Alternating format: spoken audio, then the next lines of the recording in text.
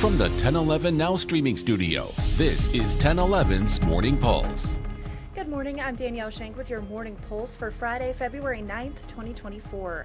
Happening at 9 a.m., University of Nebraska regents are expected to discuss a proposal for alcohol sales at the 2027 NCAA Bowling Championship. The proposal is part of Husker Athletics' bid to host the event, which according to today's agenda would take place at Sun Valley Lanes. Regents are also expected to formally approve Chris Kaborek as interim president of the University of Nebraska. In other news, Nebraska does not have a stand your ground law, but Lincoln Senator Brian Hardin wants to change that by proposing two changes to the current statute.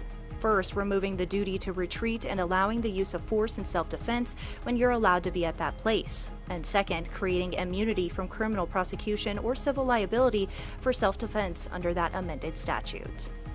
The actions of the two Omaha officers involved in a fatal shooting over the weekend were justified. The Omaha Police Department and the Douglas County Attorney say Officer Robert Soldo and Captain Jay Levitt followed procedure in the shooting. Authorities report 21 shots were fired in response to a single shot fired by 28-year-old Jonathan Hernandez Rosales with 26-year-old Fernando Rodriguez Juarez in the passenger seat.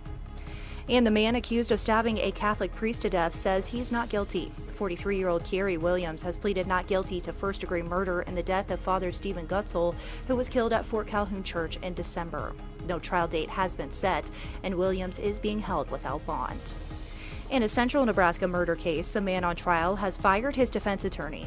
Romeo Chambers faces second-degree murder charges in connection with the death of a Lexington man in 2022. Court documents reveal Chambers now wants to represent himself in the case, with the next hearing still pending. Chambers also faces assault and weapons charges for allegedly assaulting an inmate in the Buffalo County Jail.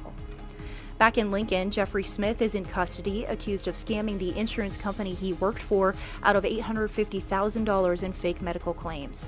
Smith says he was being blackmailed and filed the claims under the guise of saving a kidnapped friend.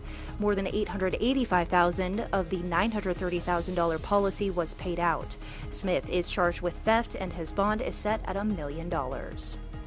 Rounding out your headlines is a check of the 7-day forecast.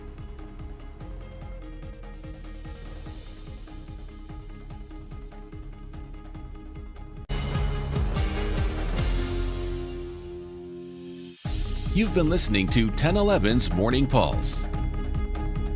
Watch, listen, stream on the 1011 Now app, on YouTube, or wherever you get your podcasts.